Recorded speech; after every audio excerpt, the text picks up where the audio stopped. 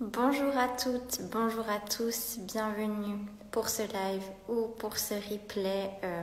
Aujourd'hui, je vais accueillir une invitée, donc je suis super contente. Une petite interview avec une femme inspirante, Marine, qui est en train d'arriver. Donc je vais tout de suite attendre. Euh, Marine, si tu peux faire la demande et on va pouvoir commencer. Je sais jamais comment, si moi je peux t'inviter ou si c'est à toi de demander à rejoindre. Voilà. C'est parti.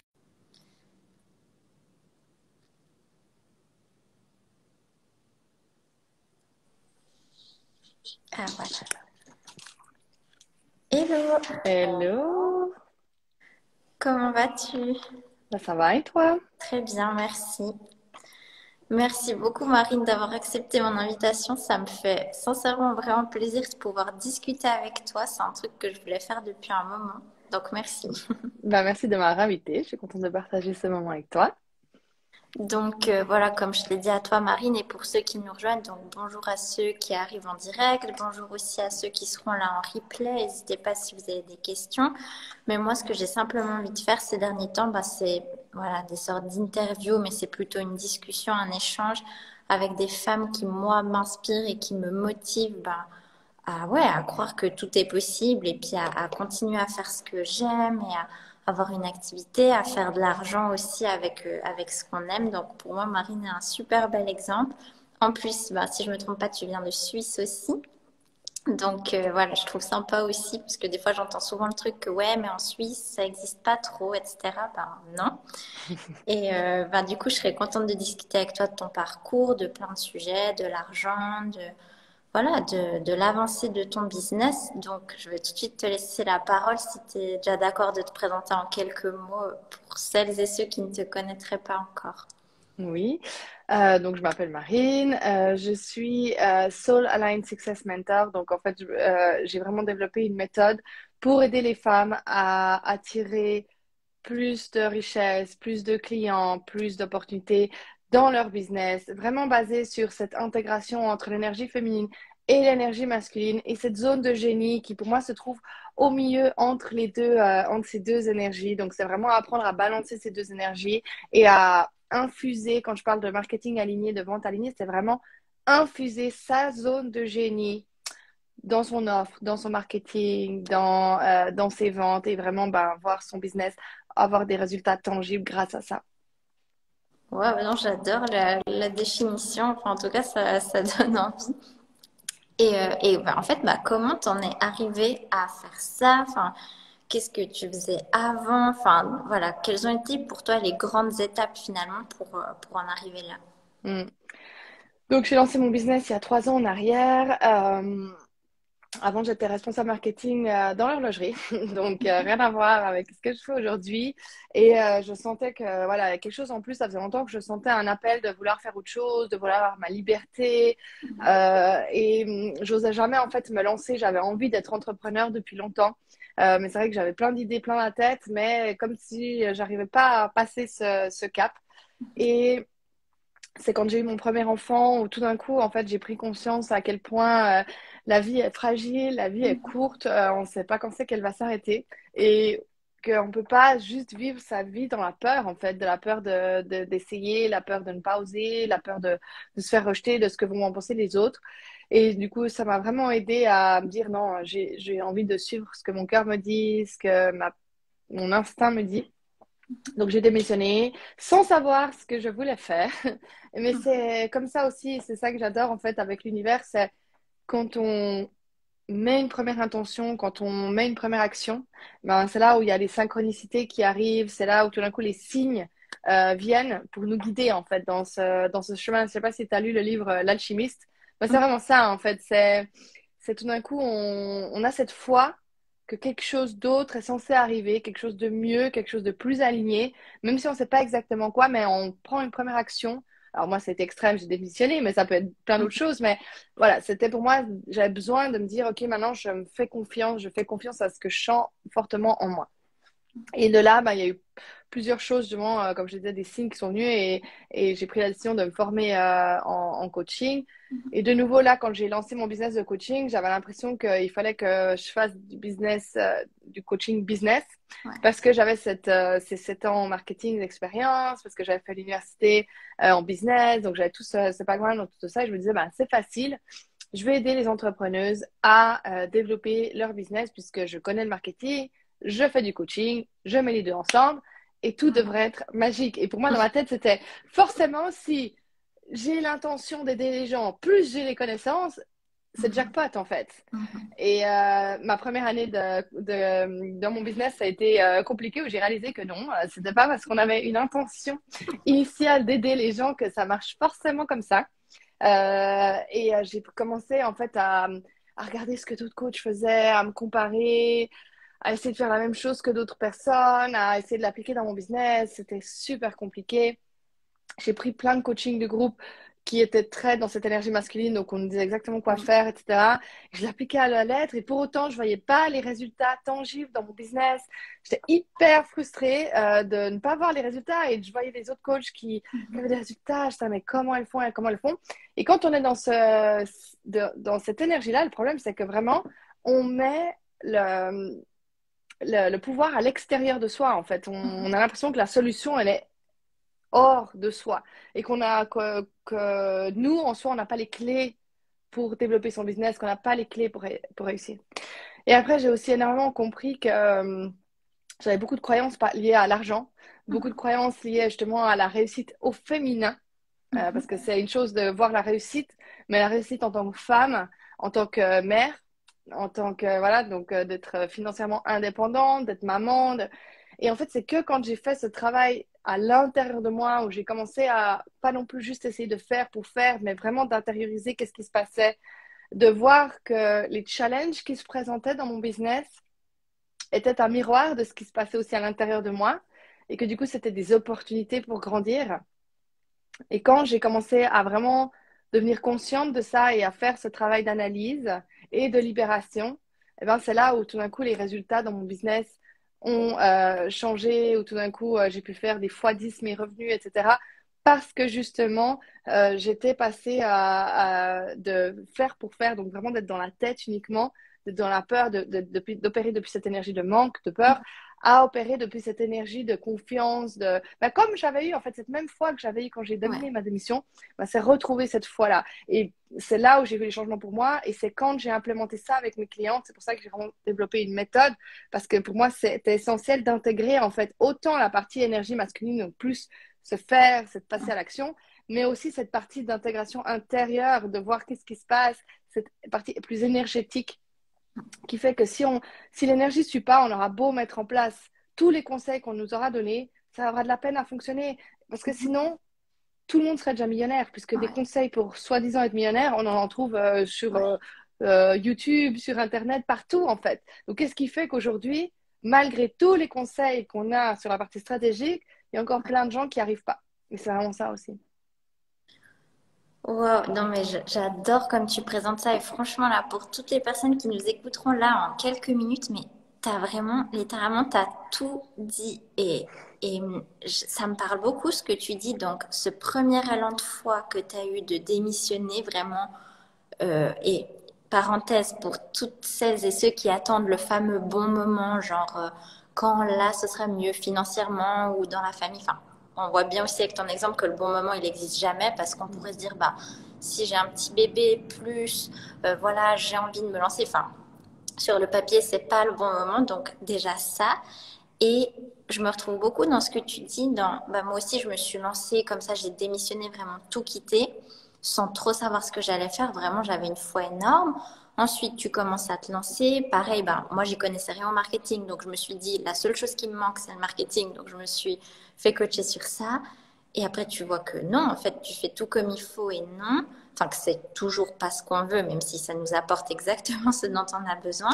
Et pareil, je me suis retrouvée à croire que ces élans de foi, j'aurais plus besoin de les avoir une fois que tout serait mis en place, que ce serait un petit peu magique. Et en fait, non, comme tu l'as dit, je pense qu'il faut bah voilà, toujours reprendre ce risque. Et j'aime beaucoup aussi ce que tu dis de l'alliance entre ben, le mode faire, le mode être parce que vraiment, il faut les deux. Et moi, je sais qu'à un moment, j'ai eu tendance à être que dans le faire, à voir que ça marchait pas comme je voulais, à du coup être dans l'autre opposé et à plus rien faire. Et en fait, ouais, c'est ce subtil équilibre, mais comme tu l'as dit, je pense que c'est une question d'énergie, d'intuition, parce que comme tu le dis, sinon, ben, tout le monde aurait la méthode miracle, quoi.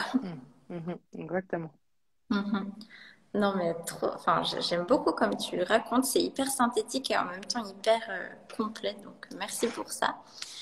Et toi, du coup, alors bah, en fait, tu l'as un peu dit, mais les grandes étapes pour ta transformation à toi au niveau de ton business et aussi, j'imagine, personnel, ça a été vraiment en lien avec justement cette alliance de l'énergie féminine et masculine. C'est vraiment ça qui a pu aussi peut-être débloquer des paliers pour toi.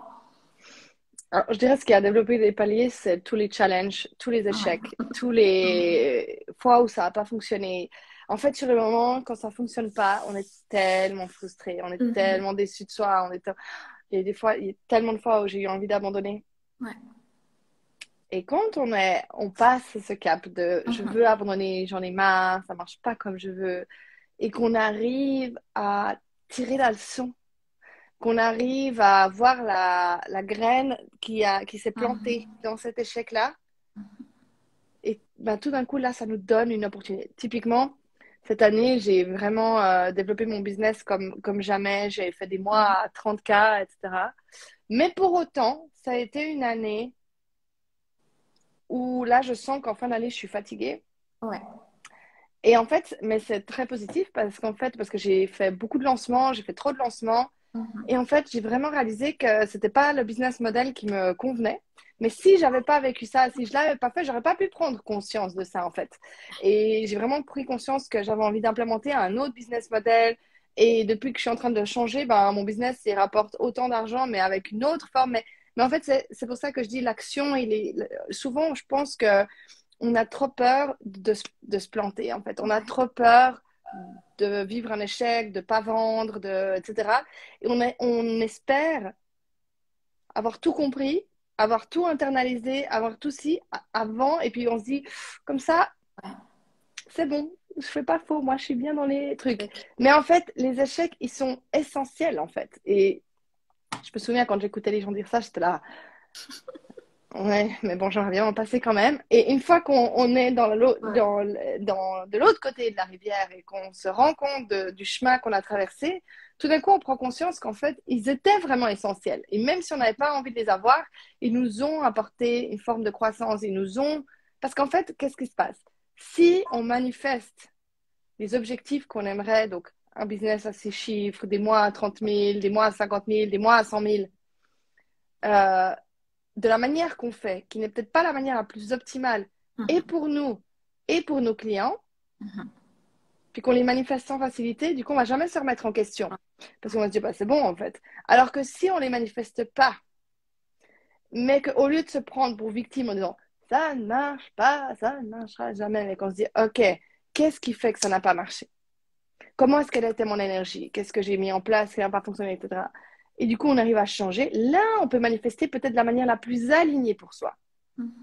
Et quand un objectif ne s'est pas manifesté, ça ne veut pas dire qu'il ne se manifestera jamais. Ça veut juste dire que c'est peut-être la manière dont on essaie de faire qu'il se manifeste qui n'est pas la manière la plus optimale pour nous. Ouais. Ouais, c'est trop intéressant et important, comme tu dis. Et pour ça, tu as été obligé de tester et de se mouiller et de y aller parce que ben, sinon, on n'apprend pas. Et tu parles de lancement, là, moi aussi, là, je suis en train de faire un lancement et j'ai l'impression que c'est, bon, j'en ai fait plein. En une année, franchement, je crois que c'est mon septième. Et c'est la première fois que j'expérimente un lancement. Je me disais ça ce matin en tant que chef d'entreprise, dans le sens que je teste quelque chose, je regarde ce que ça donne, mais il n'y a plus toute la partie moi, qu'est-ce que ça dit de moi en tant que personne, ça me blesse profondément. C'est vraiment, j'observe comme si tu lances quelque chose, tu regardes, ah, tu réadaptes, ah, ça pourrait être un peu plus fluide, et c'est tellement agréable, je trouve, une fois. Alors, je dis pas que c'est fini, parce que je pense qu'on se débarrasse jamais de nos peurs ou de nos blessures, mais ouais, quand le mode victime ou le mode ma vie en dépend n'est plus forcément au cœur du truc, c'est tellement plus léger et tu peux tellement tester. Et comme tu dis, moi je suis super contente d'avoir fait des lancements qui n'ont pas marché comme je voulais, en ayant engagé des prestataires, pub Facebook et tout, parce que je me dis, mais en fait tant mieux, parce que si ça avait été, entre guillemets, la clé du succès, bah, je me serais peut-être enfermée dans un truc. Donc ouais, de tester, c'est beaucoup plus léger aussi, quoi, de s'autoriser à le faire. Exactement. C'est ça. Et c'est comprendre, on n'a pas tous la même énergie. Moi, j'adore le Human Design. Je sais pas si tu connais un petit peu le Human Design. Un peu. Et ça montre vraiment ce côté, on ne fonctionne pas tous de la même manière, en fait. Donc, c'est pour ça que se faire copier-coller de Ouais, stratégie, ça va pas fonctionner parce que, ouais. justement, certaines personnes ont une énergie très forte pour certaines choses, d'autres Oui, pour d'autres. Et du coup, c'est pour ça que si on fait des choses juste parce qu'on nous a dit de les faire, ouais. c'est qu'on sait qu'on n'est pas dans cet alignement de ce qui fonctionne vraiment pour nous. Et du coup, on n'est pas magnétique à ce qu'on veut et à nos clients âmes sœurs. C'est ouais, c'est beau qu'il y ait âme sœur. Et comme tu dis, on est tous différents. Et justement, moi, ce que je trouve magnifique avec les réseaux sociaux, c'est que ben, on a des exemples, on a des preuves pour notre mental que autre chose est possible, etc. Mais moi, ça me fait toujours mal au cœur quand je vois des clientes voilà, qui se sentent mal de voir d'autres personnes réussir d'une manière parce que finalement, ouais, c'est pas parce que, oui, alors bien sûr, c'est la mode peut-être de faire certains types de lancements ou des masterclass. Par exemple, moi, j'adore faire des masterclass sur plusieurs jours. Vraiment, je m'éclate pendant la masterclass. Mais ça veut pas dire que tout le monde doit le faire ou a envie de le faire. Et juste, moi, j'aime trop dire, ben, deviens ta propre source d'inspiration parce que c'est, ouais, on peut faire quelque chose qui est complètement aligné, même si on a d'autres exemples autour de nous. Et je trouve beau de faire la nuance, quoi. Mhm. C'est exactement ça. Et ah mais bon, tu dis vraiment tout plein de choses, mais moi il y a un truc que je me demandais, enfin ça, c'est vraiment aussi pour moi, ça m'intéresse. Est-ce que, parce que moi j'ai parlé de ça avec plusieurs de mes clientes et aussi notamment des clientes en Suisse, qui me disent, mais tu sais, moi des fois j'ai trop à perdre. Genre quand tu as été habitué à un ancien salaire, etc. et que tu te lances dans l'entrepreneuriat, ben peut-être, et encore c'est une croyance, mais peut-être qu'au début, il faut être prêt à ce que tu vas pas exactement faire ton ancien salaire. Est-ce que toi, à des moments, tu as ressenti justement des peurs par rapport à ça en tant que, voilà, ton ancien poste? Est-ce que tu t'es dit, mais finalement, c'était peut-être plus simple quand j'étais salarié, plus régulier par rapport à l'argent? Est-ce que tu as déjà fait des comparaisons avec ton ancien salaire? Alors, non, parce que, mais ça m'a posé autant de problèmes que, voilà, je vais expliquer pourquoi. Non, parce que j'ai la chance et la malchance d'avoir un mari qui gagne très bien sa vie. Ok. Et ça a été une malchance parce que, du coup, je pense que c'est ça qui a fait que mon business pendant 2 ans, il met du temps à se développer parce que j'ai jamais eu les pieds au Ah mur. ouais. Ah ouais. Du coup, j'étais trop confortable. Donc en Mhm. fait, si ça marchait, oh bah c'était cool. Les mois où je gagnais bien, où je gagne de l'argent, ah bah c'est chouette, c'est un Ouais. nice to have, comme on dit en anglais, enfin ce côté un peu voilà. Mais c'était pas un impératif. Mhm. Parce qu'au final, il y avait toujours mon mari qui était là, c'est jamais pour sauver les meubles. Wow. J'ai eu besoin, pour que ça fonctionne, d'investir une somme d'argent extrêmement conséquente avec une coach pour là me dire, ok, là si je perds cette somme d'argent, j'ai investi donc plus de 50 000 $ Ouais. en une fois. Je me Ouais. suis dit, là, si je perds cette somme, je suis quand même dans la merde. Là, mon mari, si je perds cette somme, ça va pas le faire. Ouais. Et là, tout d'un coup, j'ai eu besoin. Et c'est pour ça que je dis, des fois, c'est une chance Oui. d'avoir peur de perdre, parce que c'est ça qui va faire qu'on se bouge le cul, mais Ouais. dit un peu vulgairement. Parce que tant qu'on est dans une zone de confort, et pourquoi? Ça, on regarde tout le temps. Ouais. Les gens, ils n'arrêtent pas de fumer et on leur détecte un cancer, ils arrêtent de fumer. Ils veulent pas perdre du poids, on leur dit qu'ils ont, j'en sais rien moi, ils font un arrêt cardiaque à cause des artères bouchées, ils perdent du poids. Il Mhm. y a tout le temps ces exemples. Quand on est au pied du mur et qu'on n'a plus rien à perdre, Mhm. tout d'un coup, on a l'énergie qu'il faut pour se dire c'est la réussite ou la réussite. Il n'y a pas d'autre choix possible. C'est ça. Tandis que quand on a l'option A, l'option B, l'option C, l'option... Ah, puis finalement, elle est tellement bien cette zone de confort quand on est assis sur son canapé, Mhm. etc. Là, il faut une énergie plus grande pour y arriver, en fait. Donc, c'est pour Mhm. ça que je dis, les personnes qui ont peur de perdre, oui, mais cette peur, elle est aussi positive parce que c'est celle-là qui va se dire, je ne vais pas passer 6 mois à rester assis sur mon canapé. Moi, tu vois, j'ai développé mon business, donc la première année, j'étais enceinte de ma fille, donc de mon deuxième enfant. Donc j'avais l'excuse de oui, la grossesse, je suis un peu fatiguée. Bon, il y avait une part de vérité, mais il y avait une part aussi de zone de confort extrêmement grande. Et la deuxième année, bah, il y avait le Covid, il y avait les enfants à la maison, enfin, il y avait plein de choses comme ça où du coup j'étais un peu là, oui, bah, je sais, est-ce que je peux. Ouais, ouais. Mais en fait, c'est que quand j'ai dit, OK, maintenant ça marche, où je retourne. Et mon mari m'a vraiment dit, il m'a dit, OK, t'investis ça avec cette coach, mais on avait vraiment un deal ensemble. Si ça ne fonctionne pas, tu retournes chercher un emploi. Si ça ne fonctionne pas à hauteur de. Parce que mon business, je gagnais déjà un peu de l'argent, mais pas qui avait remplacé le salaire que je gagnais avant en tant que responsable marketing, etc. Et c'était vraiment le deal que j'allais chercher un job si ça fonctionnait pas après ça. Et pour moi, c'était exclu que je retourne dans l'emploi. Donc, c'était vraiment, en fait, à chaque fois qu'on arrive à un point de non-retour. Et d'ailleurs, j'ai aussi démissionné quand j'étais à un point de non-retour avec mon job. Enfin, et sur le moment, bah, typiquement, en fait, on m'avait refusé une promotion parce que j'étais enceinte dans mon ancien job. Et ça a été une des décisions qui a fait que je décide de partir. Mais en fait, sur le moment, j'étais super énervée et super frustrée de cette injustice. Mais aujourd'hui, j'en suis hyper reconnaissante parce que c'est parce que j'ai eu cette frustration tellement grande en moi de me dire, mais pourquoi on me respecte pas, pourquoi, etc., que du coup, j'ai décidé de partir. Mais peut-être si j'avais cette promotion, j'aurais pas eu le courage et je serais toujours restée dans cette semi-zone de confort, donc cette zone où, voilà, c'est confortable, même si on n'aime pas trop, mais en fait, on a trop à perdre, et puis on est quand même pas trop mal, et puis ceci, et puis c'est ça. Non, moi, j'étais tellement mal que finalement, j'avais plus rien à perdre. Et c'est comme ça que j'ai osé me lancer, etc. Et souvent, mais on peut le faire en chemin, on n'est pas obligé d'attendre de se pied au mur, mais ça demande, disons, une impulsion plus forte, en fait. Que quand on est au pied du mur, l'impulsion, on l'a parce qu'il n'y a plus d'autre choix que de toucher le fond, de remonter et puis de se dire, OK, maintenant, je cherche l'air pour respirer. Ouais. Ouais, non, mais merci de partager ça et aussi bah, par rapport au salaire, à ton mari, parce que c'est vrai que c'est toujours le truc. Tu sais, même moi, je me disais, parce que moi, avec mon chéri, on s'est lancé les deux en même temps en tant qu'entrepreneur. Enfin, les deux, on est parti vraiment de zéro. On a vu notre épargne complètement se vider. Et des fois, je me disais, ah, mais si au moins un de nous deux, il avait un truc et tout. Puis après, je me dis, mais non, parce que, bah, comme tu l'as très bien dit, finalement, tu peux faire que tu stagnes dans cette fausse zone de confort et aussi, ouais, que déjà, il n'y a pas d'excuses. Et comme tu dis, mince, j'ai perdu le fil de ce que je voulais dire.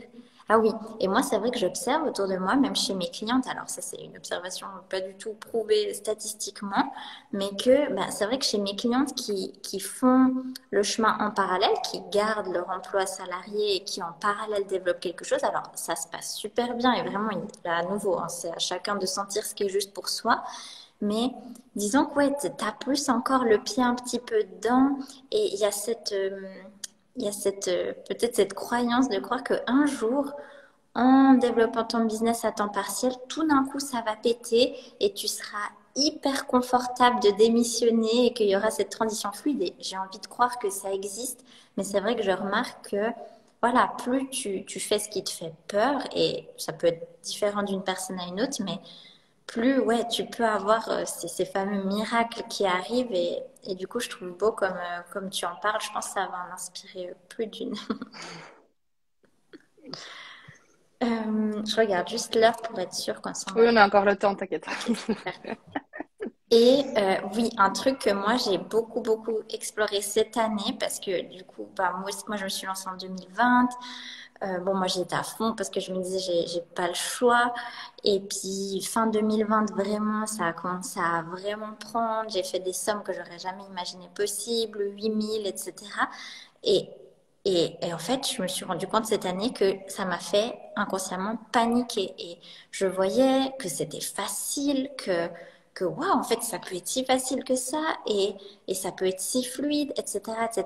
Et après, j'ai voulu répliquer ce que j'avais fait vraiment comme un robot et alors, je l'ai vécu comme si j'avais tout perdu, alors que non, c'est simplement que mes revenus ont baissé, mais c'était pas si dramatique que ça. Mais je l'ai vraiment vécu, enfin, j'ai vraiment pu explorer la peur du manque, cette notion de sécurité. Et j'ai une peur qui m'a beaucoup suivie cette année, c'est la fameuse peur de réussir aussi et du succès, même si chacun a sa définition.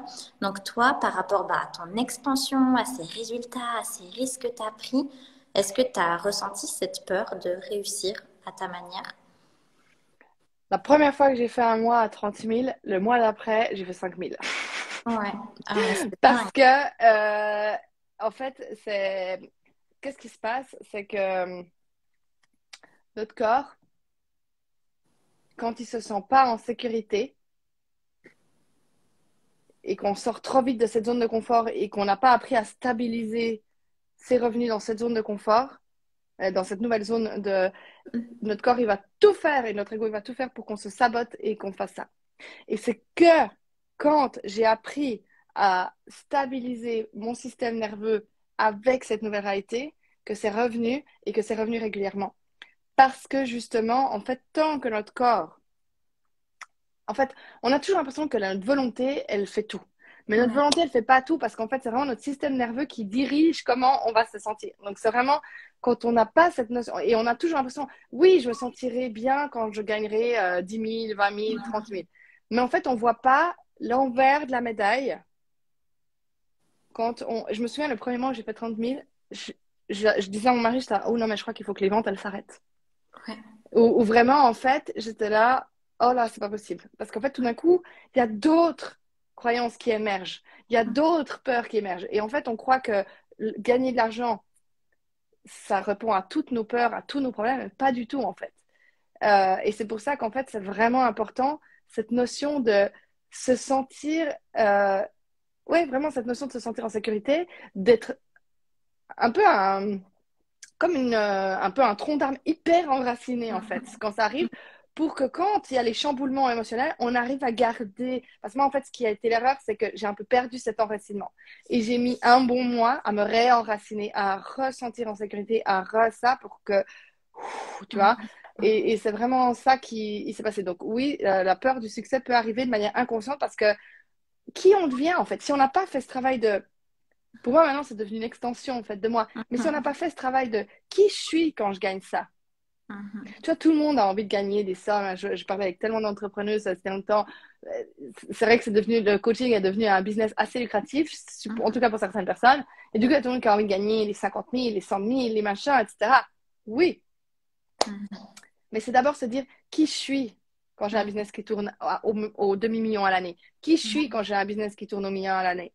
Et tu vois, et c'est vraiment avoir cette capacité énergétique de tenir ça, d'être ce leader aussi avec nos clients. Parce que des fois, on aimerait que ça arrive tout seul sans pour autant mettre des limites claires, sans pour autant élever ses standards, sans pour autant avoir des conversations difficiles avec ses clientes, avec d'autres personnes, etc. Et c'est quand ça arrive quand on arrive à être en alignement et en intégrité avec soi-même dans tous les aspects de sa vie, de qui est cette personne-là qui gagne tant et comment est-ce qu'elle agit. Et quand on agit en intégrité avec ça, là, tout d'un coup, les résultats extérieurs arrivent. Wow. Non, mais merci pour ça.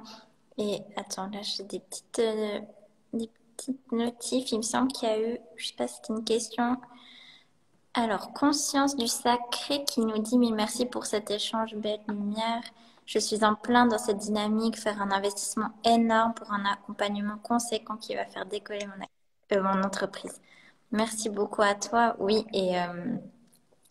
et pour revenir à ce que tu viens de dire, Marine, qui était à nouveau très complet, franchement, les personnes qui écoutent ça, tout ce que tu viens de dire, ça pourrait valoir déjà des milliers d'euros. Donc vraiment, de prendre le temps d'intégrer ça. Et comme tu dis, de qui je suis. Et justement, bah là, la semaine passée, j'ai fait une masterclass sur ce thème en lien avec le fameux objectif des 10 000 euros, parce que pour moi, c'était vraiment quelque chose d'énorme que j'ai vécu cette année. Et ouais, finalement, je, je comprends tellement que j'ai pas manifesté de telles sommes l'an dernier parce que j'aurais juste pas été en mesure de tenir tout ce qui va avec. Bah d'ailleurs, en fin d'année, je me suis un peu sabotée. Et ouais, comme tu dis, de tenir tout ce qui va autour.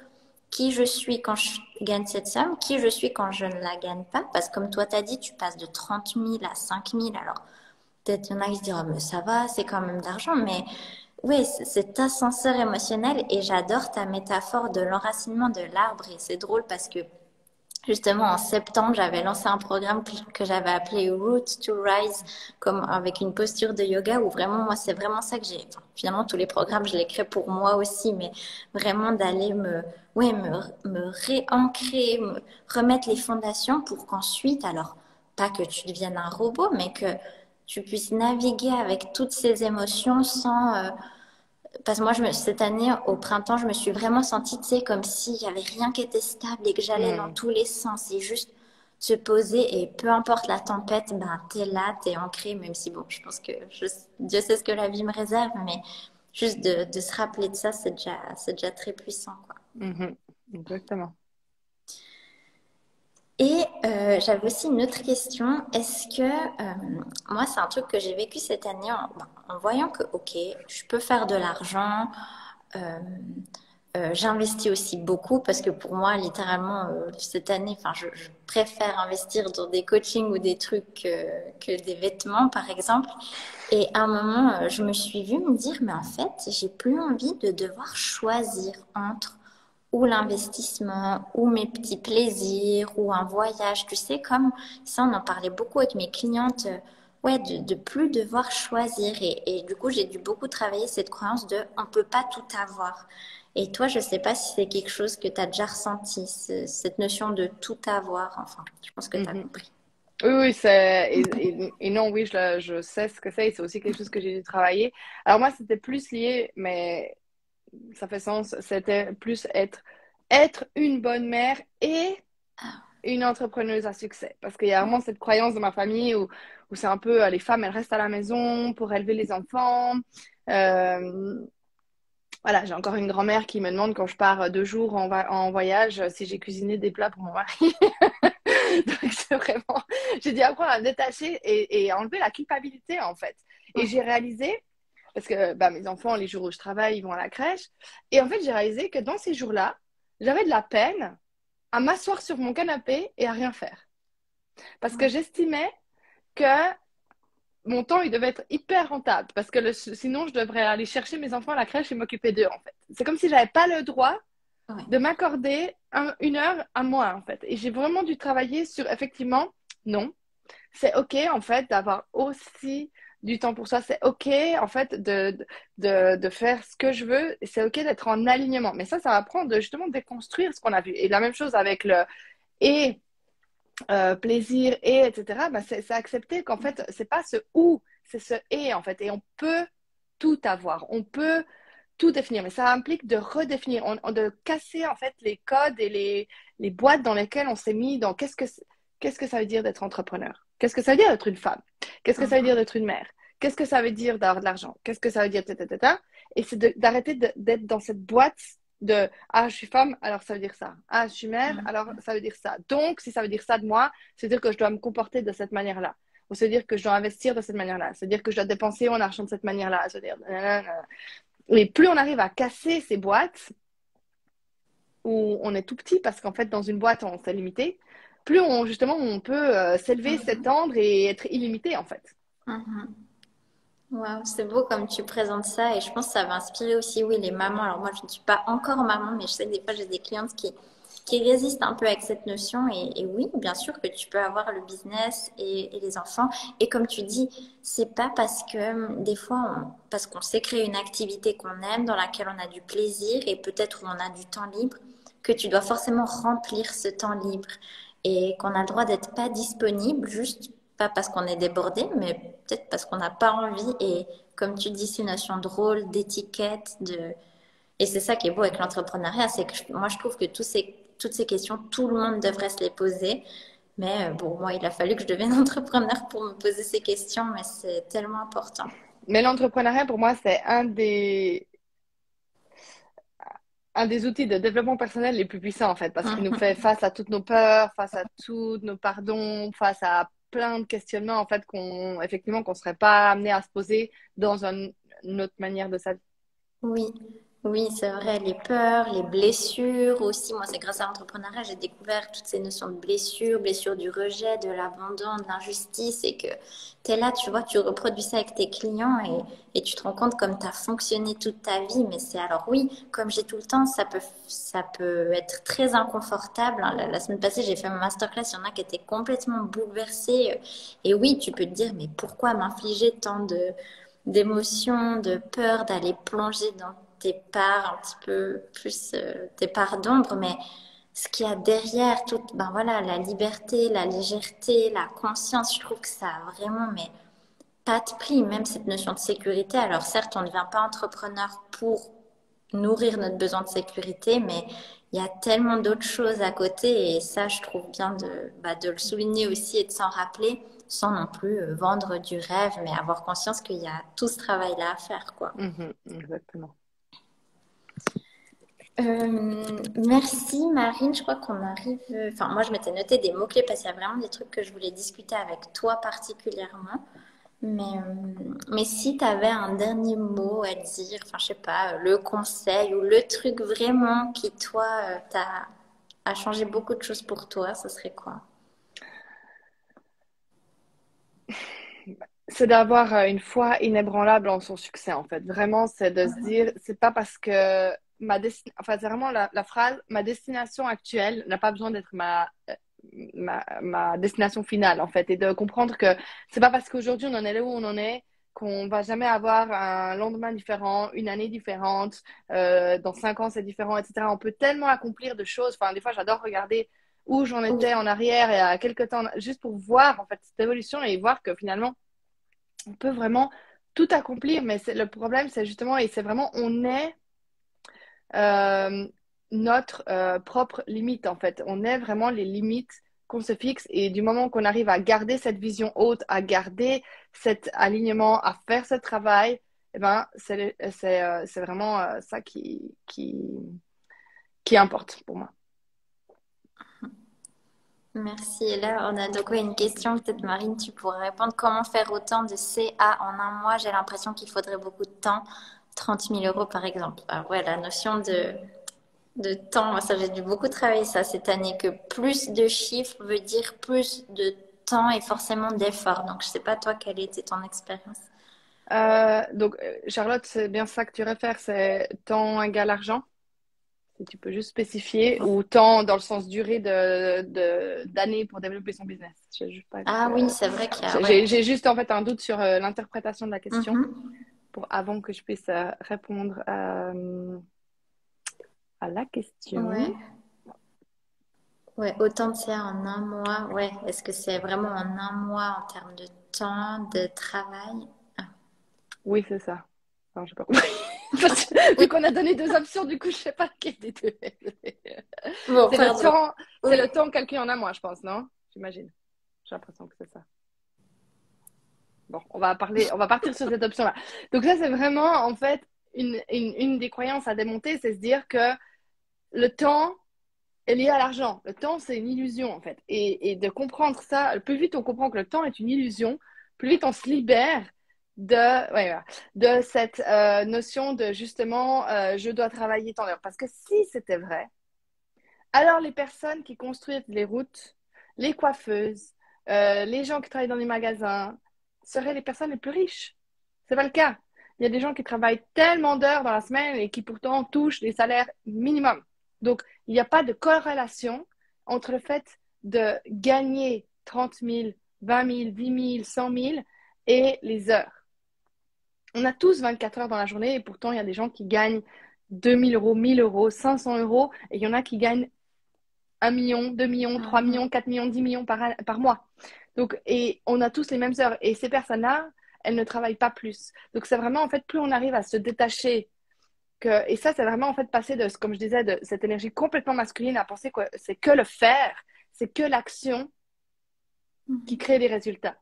Non, c'est l'énergie, c'est l'intégration, c'est les croyances, c'est ça, c'est l'attraction en fait. Quand on arrive à être aligné, quand on arrive à fuser son marketing, ses ventes et son offre depuis sa zone de génie, c'est vraiment là où en fait on devient magnétique. Et on devient magnétique, du coup, on ne doit pas travailler plus, des fois on travaille même moins Mhm. et on attire plus en fait.